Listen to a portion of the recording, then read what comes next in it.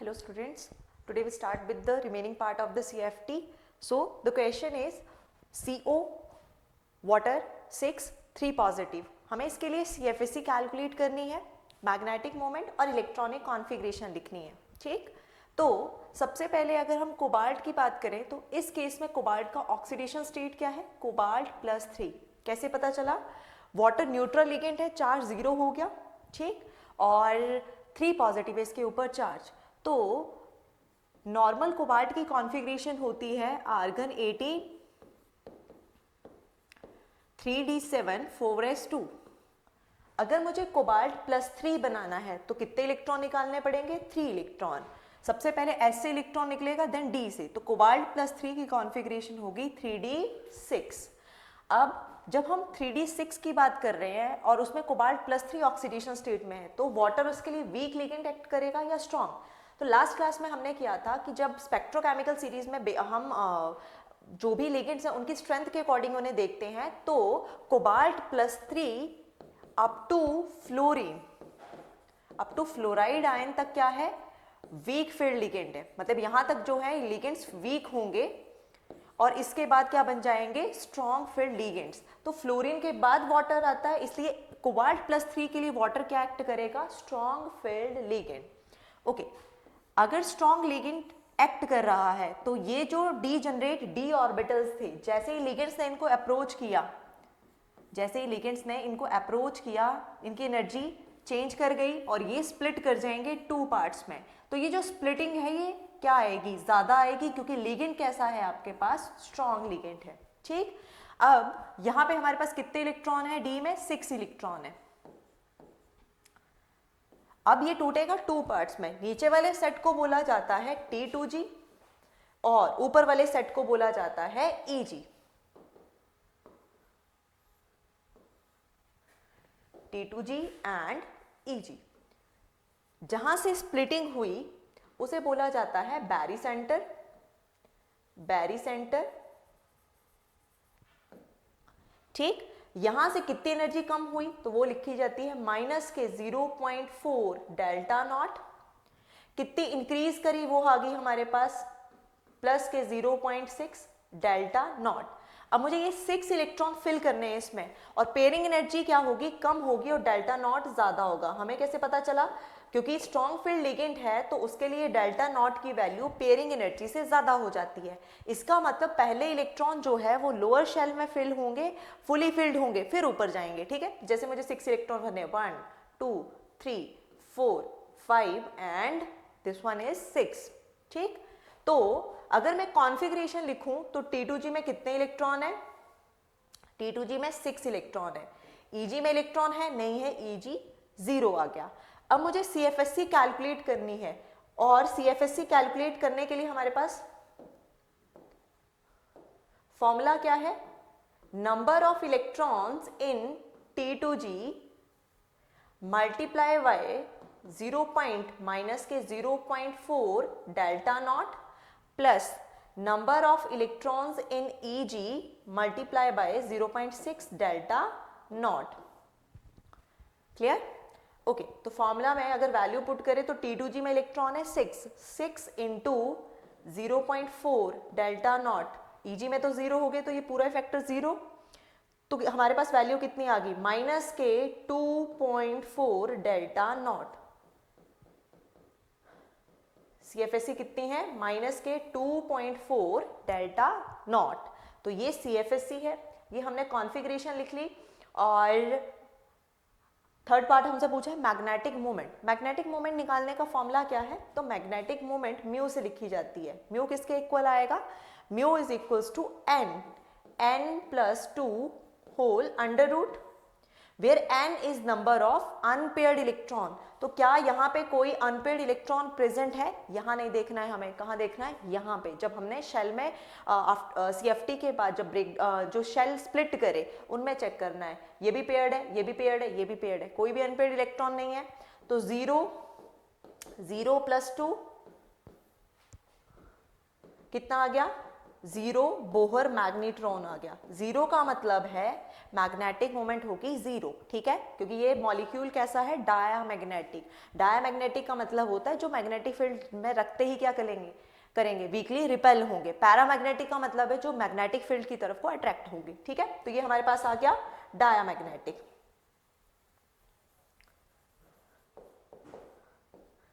Clear, okay. अब next part है CFT करेंगे for tetrahedral complexes. Tetrahedral complexes के लिए अगर बात करें तो सबसे पहला जो मेन डिफरेंस आता है टेट्राहेड्रल और ऑक्टाहेड्रल में, टेट्राहेड्रल के केस में जो लिगेंड्स अप्रोच करेंगे वो कितने लिगेंड्स हैं, ओनली 4 लिगेंड्स, ठीक, सिर्फ 4 लिगेंड्स हैं जो अप्रोच करेंगे। और ये लिगेंड्स कहाँ से आएंगे, जैसे जब हमने ऑक्टाहेड्रल कॉम्प्लेक्सेस के लिए करा तो लिगेंड्स अप्रोच कर रहे थे अलोंग द एक्सिस, बट इस केस में आते हैं between the axis. Between the axis, अगर ये मेटल है और ये मैं इसके एक्सिस बना दूं कि यहाँ पे इसके ऑर्बिटल्स प्रेजेंट हैं, तो ये कहाँ पे आएंगे, जो लिगेंड्स अप्रोच करेंगे वो ऑल्टरनेट बिटवीन द एक्सिस आएंगे। अब बिटवीन द एक्सिस आएंगे तो कौन से डी ऑर्बिटल्स को ज्यादा रिपेल करेंगे, जो बिटवीन द एक्सिस प्रेजेंट होंगे। और बिटवीन द एक्सिस कौन से प्रेजेंट होते हैं, डी के orbital d x y, d y z and d z x. इसका मतलब इनको क्या मिलेगी, ज्यादा रिपल्शन देखने को मिलेगी। क्लियर, एक और चीज, अगर लिगेंड 4 है तो जितनी भी रिपल्शन होगी वो ऑक्टाहेड्रल के केस से क्या आएगी, कम में आएगी। इसीलिए टेट्राहेड्रल कॉम्प्लेक्सेस क्या होते हैं, generally high spin complexes, high spin complexes, क्योंकि उस केस में जो स्प्लिटिंग है वो बहुत ज्यादा नहीं आती है, क्योंकि लिगेंड सारे क्या है हमारे पास, वीक फील्ड लिगेंड है, तो स्प्लिटिंग ज्यादा नहीं होगी। दूसरा, अगर हम पेयरिंग एनर्जी के साथ कंपेयर करें तो जैसे हम ऑक्टाहेड्रल के लिए डेल्टा ओ लिखते थे, नॉट बोलते हैं, जैसे हम यहाँ पे टी लिखा जाएगा, तो पेयरिंग एनर्जी इस डेल्टा टी से ज्यादा आएगी। इसीलिए इस केस में कोई भी पेयरिंग देखने को नहीं मिलती है, नो पेयरिंग। Clear, okay. तो अब अगर हम स्प्लिटिंग की बात करें कि डी जनरेट डी ऑर्बिटल्स थे, जैसे ही लिगेंड्स ने इसको अप्रोच किया ये स्प्लिट कर जाएंगे 2 पार्ट्स में। अब उन ऑर्बिटल्स को ज्यादा रिपल्शन मिलेगी जो बिटवीन द एक्सिस प्रेजेंट थे, ठीक है। और बिटवीन द एक्सिस कौन से प्रेजेंट थे, d x y, d y, d z x, तो इन्हें बोला गया T2 और इन्हें बोला जाता है E, ठीक। अच्छा, जहां ये है सेंटर, एनर्जी सेंटर, जिससे एनर्जी चेंज करी तो इसे बोलते हैं बैरी सेंटर। ये जो टोटल चेंज है एनर्जी में इसे बोलते हैं डेल्टा टी। नीचे वाले पार्ट के लिए आएगी माइनस के 0.6 डेल्टा टी और ऊपर वाले पार्ट के लिए आ जाएगी प्लस के 0.4 डेल्टा टी। अब हमने ये बोला कि ऑक्टाहेड्रल के कंपैरिजन में टेट्राहेड्रल में CFT जो CFSC है वो कम आएगी, स्प्लिटिंग कम हो रही है। अब ये कितनी कम है, तो जो रिलेशन है डेल्टा टी और डेल्टा ओ के बीच में, delta t is equals to 4/9 times of delta nought, ठीक, इतनी कम आ जाएगी हमारे पास। नेक्स्ट है, अगर हमें CFSC फाइंड आउट करनी है, कैसे कैलकुलेट करेंगे,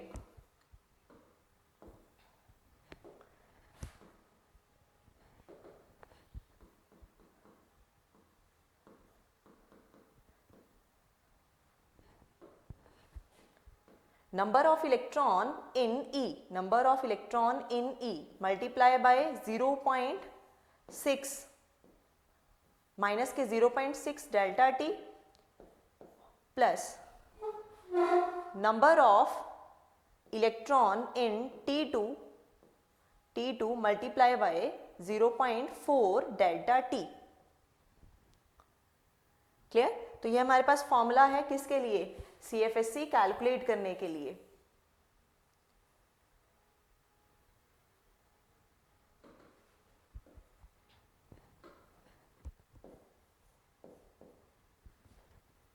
ओके, अब है नेक्स्ट एग्जांपल कि हम टेट्राहेड्रल के केसेस के लिए CFSC कैलकुलेट कैसे करेंगे।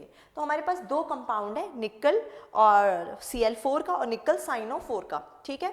मतलब मैं IUPAC नेम नहीं ले रही हूँ, ये टेट्रा क्लोरो निकलेट बनेगा और ये टेट्रा साइनो निकलेट बनेगा, ठीक है। ओके, तो अगर इस केस में देखा जाए निकल के ऊपर जो ऑक्सीडेशन स्टेट है वो +2 है, ओके और आपको ऑक्सीडेशन नंबर निकालना आ गया है कि कैसे फाइंड आउट करेंगे। तो निकल के पास जो जनरल इलेक्ट्रॉनिक कॉन्फ़िगरेशन है वो है आर्गन 18 3d8 4s2। अब निकल +2 बनाने के लिए क्या करना पड़ेगा, मुझे 2 इलेक्ट्रॉन निकालने पड़ेंगे।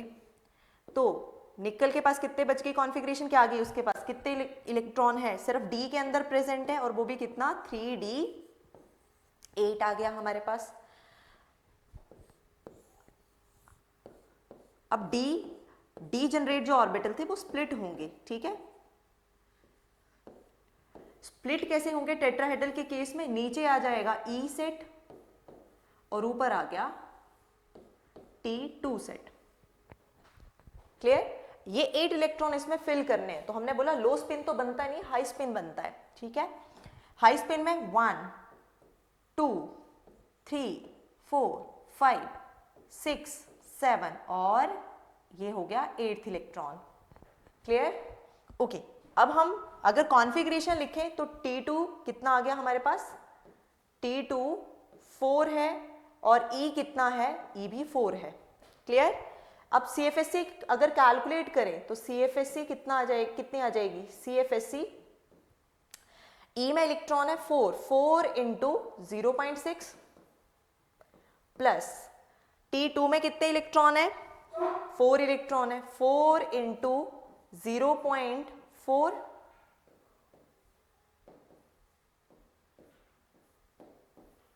Delta T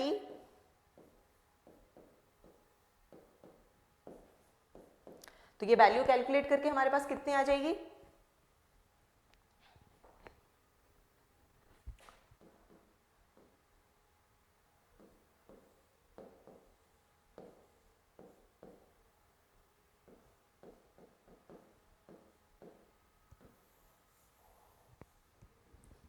clear.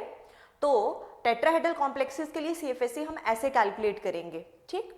अच्छा, टेट्राहेड्रल के केस में जब हमने BBT करी थी तो हमने पेयरिंग भी करी थी और पेयरिंग करके जब भी स्ट्रॉन्ग फील्ड लिगेंड आ रहा था पेयरिंग कर रहे थे, उसके अकॉर्डिंग हाइब्रिडाइजेशन आती थी और उसके अकॉर्डिंग हमें ज्योमेट्री पता चल जाती थी। बट यहाँ पे तो हम बोल रहे कि पेयरिंग होगी नहीं। इसका क्या मतलब हुआ, तो देखो जब हम पेयरिंग करते थे तो थोड़ा सा याद करो, हाइब्रिडाइजेशन क्या आती थी, DsP2। जब हाइब्रिडाइजेशन DsP2 है इसका मतलब वो टेट्राहेड्रल नहीं है, क्या है फिर, स्क्वायर प्लेनर, ठीक है। तो टेट्राहेड्रल के लिए तो हम फिलिंग इसी तरह से करेंगे, बट अगर स्क्वायर प्लेनर आ जाता है तो स्क्वायर प्लेनर के केस में इस तरह से फिलिंग नहीं करी जाएगी, ठीक है। स्क्वायर प्लेनर के लिए स्प्लिटिंग अलग तरीके से होती है। तो अगर मैं यहां पे देखूं तो निकल की कॉन्फ़िगरेशन जो हाइब्रिडाइजेशन आएगी वो आएगी sp3, लेकिन अगर इसकी बात करूं तो जो हाइब्रिडाइजेशन है वो dsp2। तो क्या मैं इस कॉम्प्लेक्स को कॉन्फ़िगरेशन अगर बताना हो T2 और E में तो इस टेट्राहेड्रल वाले से बता सकते हो, नहीं बता सकते हो। ये स्ट्रिक्टली फॉर टेट्राहेड्रल है, नॉट फॉर स्क्वायर प्लेनर। तो यहाँ पे जो स्क्वायर प्लेनर के लिए ये CFT का यूज नहीं किया जाएगा, उसके लिए अलग से आता है, ठीक है। उसके लिए अलग से स्प्लिटिंग है, उसके अकॉर्डिंग वैल्यूज निकाली जाती हैं, ओके। तो ये था हमारे पास CFT for tetrahedral complexes. Next है लिमिटेशन। अगर हम CFT की लिमिटेशन की बात करें तो सबसे पहले CFT में कोई भी ओवरलैपिंग का यूज नहीं किया है, ठीक है। हम ऑर्बिटल्स की ओवरलैपिंग को एक्सप्लेन ही नहीं करते हैं। तो ये फर्स्ट इसकी लिमिटेशन है। सेकेंड, जैसे BBT में हम sp और d के ऑर्बिटल्स को यूज कर रहे थे हाइब्रिडाइजेशन के लिए और उसके अकॉर्डिंग फिर हम ज्योमेट्री बता रहे थे, यहाँ पे सिर्फ किसका यूज किया जाता है, only d orbitals used and not s and p orbitals, ठीक है। जो वैलेंस के s और p है उनका यूज नहीं किया जाता है, सिर्फ किसका यूज किया जाता है, सिर्फ d ऑर्बिटल्स का। Clear, okay. नेक्स्ट बोला जाए कि अगर लिगेंड्स देखो आप ध्यान से तो OH नेगेटिव और H2O में अकॉर्डिंग टू अगर हम ऑर्गेनिक देखें तो जितना ज़्यादा डोनर एटम के ऊपर नेगेटिव चार्ज होगा, एक के ऊपर नेगेटिव चार्ज और एक के पास लोन पेयर है, तो लोन पेयर से बेटर डोनर बनता है जिसके ऊपर नेगेटिव चार्ज है। लेकिन जब हम CFT पढ़ते हैं और स्पेक्ट्रोकेमिकल सीरीज देखते हैं जिसमें लिगेंड्स को अरेंज किया गया है, उसमें वाटर OH नेगेटिव से स्ट्रॉन्ग एक्ट कर रहा है, जबकि इसके पास लोन पेयर है एंड OH नेगेटिव के पास नेगेटिव चार्ज है।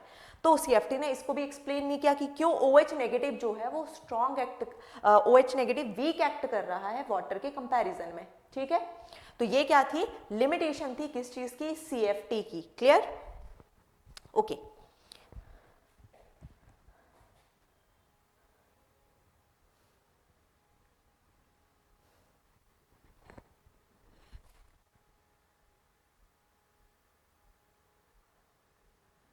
Now the next topic is factor affecting CFSE। हम ये बोल रहे हैं कि कभी स्प्लिटिंग ज्यादा होगी, कभी स्प्लिटिंग कम होगी।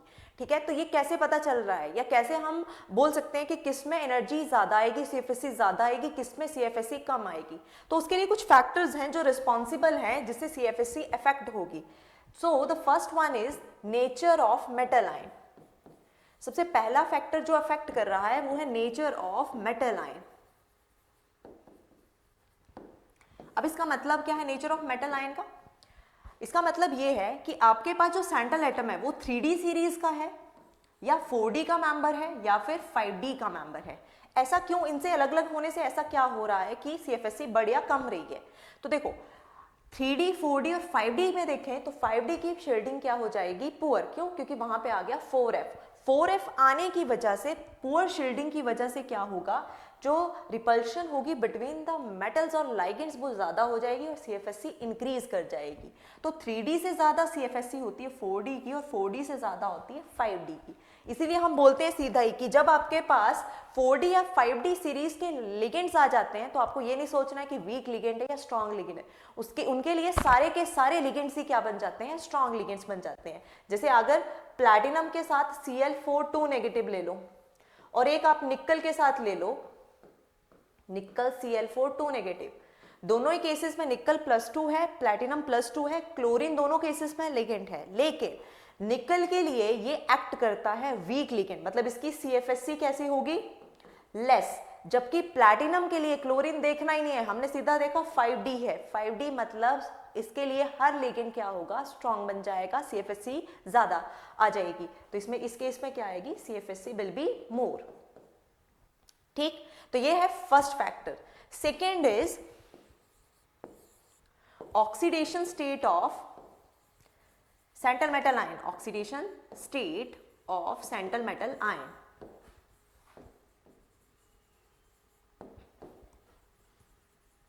मेटल आयन, अब देखो जहां पे ऑक्सीडेशन नंबर ज्यादा होगा सेंट्रल मेटल आयन का, उसकी CFSE भी ज्यादा होगी। जैसे मेरे पास एक कॉम्प्लेक्स है iron CN6 4 negative, iron CN6 3 negative.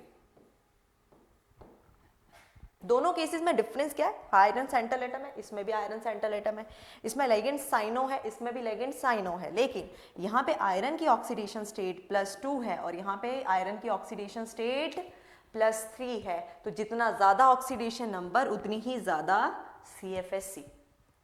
ठीक, now the next factor is strength of ligands. जो आपके लिगेंड्स हैं उनकी स्ट्रेंथ पे भी डिपेंड करता है, स्ट्रेंथ ऑफ लिगेंड्स। अब ये स्ट्रेंथ कैसे रिस्पॉन्सिबल है, तो देखो अगर आपके पास वीक फील्ड लिगेंड है तो CFSE कम आएगी, आपके पास स्ट्रॉन्ग फील्ड लिगेंड है तो CFSE ज्यादा आएगी। For example if we have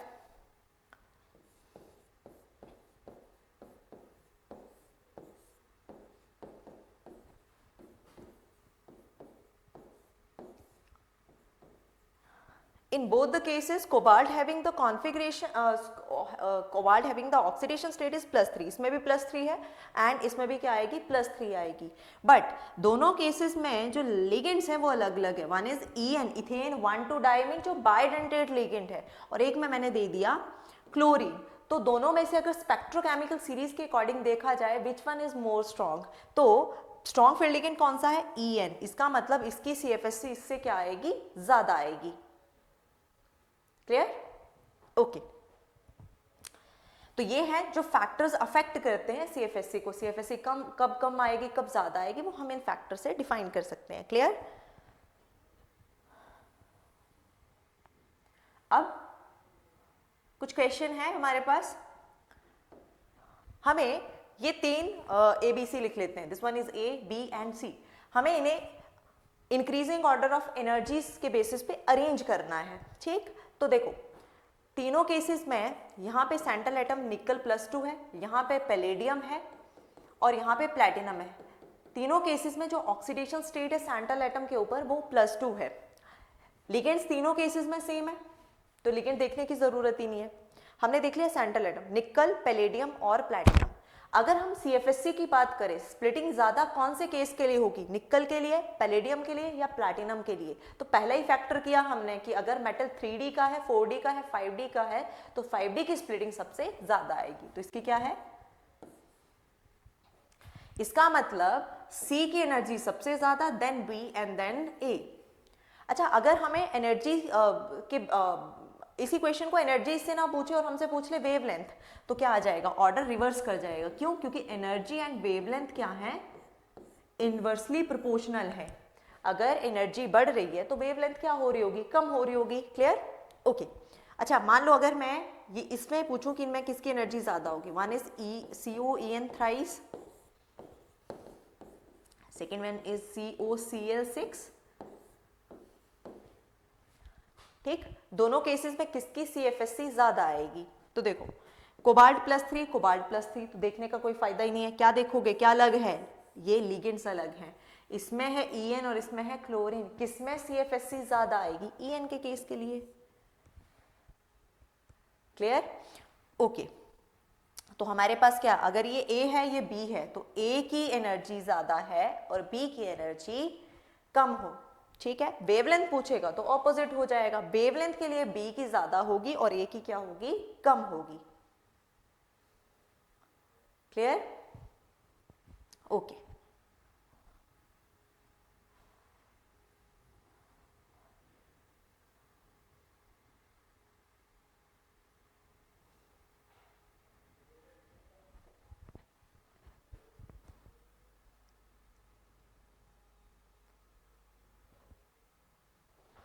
okay, एक और क्वेश्चन यहां से पूछा जाता है कलर के ऊपर। जैसे मान लो हमारे पास कुछ कॉम्प्लेक्सेस हैं, COF6 3 नेगेटिव है, मान लो एक है मेरे पास CO वाटर 6 3 नेगेटिव 3 पॉजिटिव, एक है कोबाल्ट NH3 6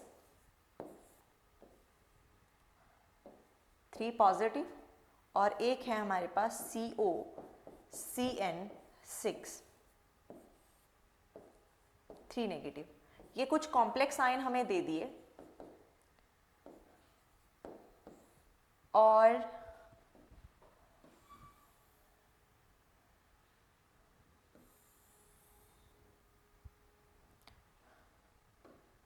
यहां पे हम कुछ कलर्स लिख रहे हैं, ठीक है। जैसे पेल येलो हो गया, ब्लू ग्रीन हो गया, ग्रीन हो गया और रेड हो गया, ठीक। तो अगर ये इन कॉम्प्लेक्सेस के कलर है और हमें इन्हें अरेंज करना है तो हम कैसे अरेंज करेंगे? और एक और चीज, अगर ये कलर हमें दिखाई दे रहे हैं तो इनके कॉम्प्लीमेंट्री कलर क्या किए होंगे, इन्होंने एब्जॉर्ब किए होंगे, ठीक। तो इस तरह का जो क्वेश्चन है वो हम कैसे करेंगे? यहां पे सबसे पहले अगर एनर्जी की बात करी जाए तो सबसे ज्यादा एनर्जी किसकी होगी? सारे यहाँ पे सेंट्रल मेटल लाइन सब में सेम है, सब में ऑक्सीडेशन नंबर सेम है, तो हमें क्या चेक करना है? Ligands fluorine, water, ammonia and cyano, इनको अगर एनर्जी के बेसिस पे अरेंज करा जाए तो सबसे ज्यादा एनर्जी किसकी है? साइनो की। क्लियर? उसके बाद उससे कम एनर्जी किसकी आएगी? अमोनिया की, देन वाटर और F नेगेटिव, ठीक है। अच्छा, यहां पे थोड़ा सा कलर और ले लेते हैं, ठीक है।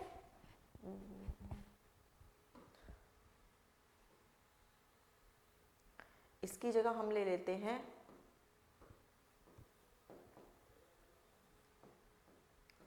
ठीक। अब सभी कंपाउंड के कलर तो हम याद नहीं रख सकते हैं ना, तो इस तरह का क्वेश्चन करेंगे कैसे? हमने पहले एनर्जी का ऑर्डर बना लिया, ओके।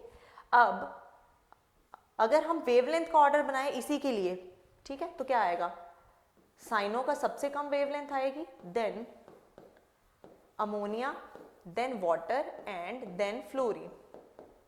अब देखो, जिसकी वेवलेंथ ज्यादा होगी उसने वही कलर एब्जॉर्ब किया होगा जिसकी वेवलेंथ ज्यादा होगी, बट उसका कॉम्प्लीमेंट्री कलर हमें दिखाई देगा ना। कॉम्प्लीमेंट्री कलर के लिए हमें क्या देखना है, सिंपल ये देख सकते हैं कि देखो, अगर आपके पास ये एनर्जी का ऑर्डर है, ये वेवलेंथ का है, कलर के लिए भी सेम बना लो वेवलेंथ का ऑर्डर। तो अगर हमें थोड़ा सा हिंट लेना हो तो हम यहां से लेंगे। अब जैसे जैसे हम लेफ्ट टू राइट की तरफ को जाएंगे, वेवलेंथ क्या करती जाएगी, इंक्रीज करती जाएगी। तो रेड की वेवलेंथ सबसे ज्यादा है, रेड से कम आएगा आपके पास pale yellow, then blue green, और उससे कम क्या आ जाएगा हमारे पास, वॉयलेट। ये हमारे पास कलर के लिए वेवलेंथ का ऑर्डर है। तो अब कैसे मैच करें इनको, कि जो फ्लोरीन वाला लिगेंड है उसने कौन सा कलर एब्जॉर्ब तो हमसे पूछा नहीं, हमें तो ये बोला कि इसके ये कलर है, ये बताओ। तो डायरेक्टली क्या चेक करेंगे हम, देखो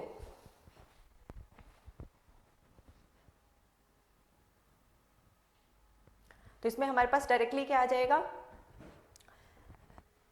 फ्लोरीन की वेवलेंथ सबसे कम है और कलर में सबसे कम वेवलेंथ किसकी है, कलर में सबसे कम किसकी है, वॉयलेट की है। ठीक, फ्लोरीन की वेवलेंथ सबसे कम है और कलर में सबसे कम वॉयलेट की है, तो इस कॉम्प्लेक्स का कलर क्या होगा। ठीक, सेकेंड पे आता है हमारे पास ब्लू ग्रीन कलर। ठीक, और सेकेंड नंबर पे हमारे पास जो वेवलेंथ है वो, एक मिनट, फ्लोरीन की वेवलेंथ थी सबसे ज्यादा वेवलेंथ है, अच्छा यहां पे करेक्ट करना, ये आ जाएगा रेड। ठीक, फ्लोरीन की वेवलेंथ सबसे ज्यादा है ना, और कलर में सबसे ज्यादा वेवलेंथ किसकी है, रेड की। अच्छा, वाटर के लिए सेकेंड नंबर पे कौन सा, सेकेंड नंबर पे वाटर की वेवलेंथ है और उसमें कलर कौन सा है, पेल येलो, तो इसका कलर क्या आ जाएगा, pale yellow. Clear. Third number